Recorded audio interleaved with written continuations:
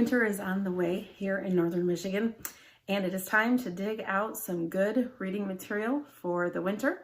We'll have a lot more dark hours to our day.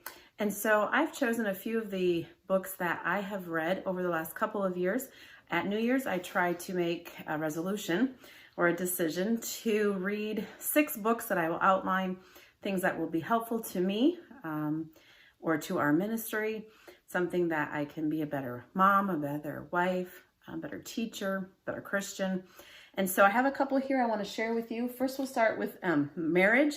I read the book I Still Do by Mike Ray, kind of for us older married people. It's really good. I Still Do by Mike Ray. Another suggestion, if you're raising a family, Recipes for Rearing Children by Pete and Frida Cowling. There's a CD that you can play. She is loaded with good ideas for raising kids. There's songs, there's games, some parenting tips, something I have used with my children, and now that they're gone, I'm using them on my grandchildren. So Recipes for Rearing Children by Pete and Frida Cowling. I'm currently reading a series by Ruth Ann Larkley. It is called Your Family's Faith Affects Other Families and Your Faith Affects Your Family. It's a 3-book series. It is phenomenal. It takes the lives of women in the Bible and gives you tips for how their faith affect their family and how yours will affect your family. Those are some marriage and family books that might want to add to your book list. Then there's one, Francie Taylor, whom I love reading. I love listening to even more. Teachers of Good Things. There is a wealth of wisdom in this book. Again, Francie Taylor, Teacher of Good Things. She covers so many topics. If you've heard her speak, you know that you will laugh and you will cry and you will go right along with her. So there's so many good things in Teachers of Good Things by Francie Taylor.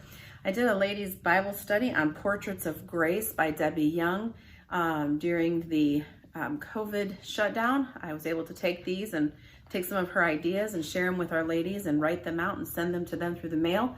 And that was a huge encouragement to me and to the ladies of our church. Portraits of Grace by Debbie Young. On a personal note, there's a couple things. My husband bought a prayer journal. It's called Bible Encouragement for Hope and Healing.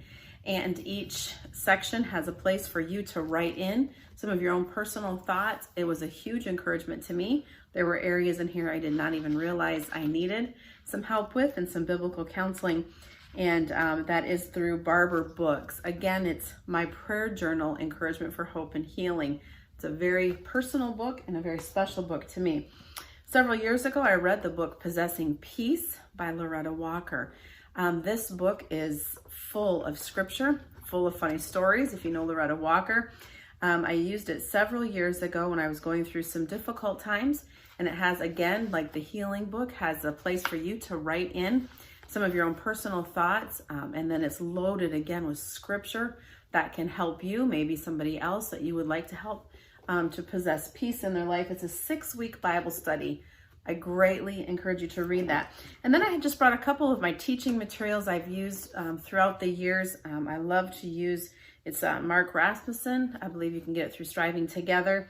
Lessons from Legends. I've used these in my teenage Sunday school class, ladies groups. You can use it, young men and young ladies alike. Legends, Salt and Light. This is metaphors in the Bible. Truly eye-opening, and a lot of illustrations as well as biblical applications. And then Facing the Goliaths, the giants in our lives, gives so many helpful hints on how to engage in the spiritual battle, how to dare to stand against our enemies.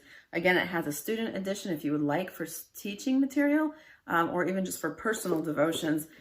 Very, very good. And then the last one I brought today is Moses by Mark Rasmussen, also Striving Together. God's faithfulness to Moses during his journey. So many lessons in here that how God was faithful, God's timing, God's plan, and it was an encouragement to me. I use it with my teenage Sunday school class. These are just a few pointers for you as you come into your winter months. Dig out those books that can enrich you in your walk with the Lord and in your help with others. I hope that you will Enjoy these reads and keep me posted.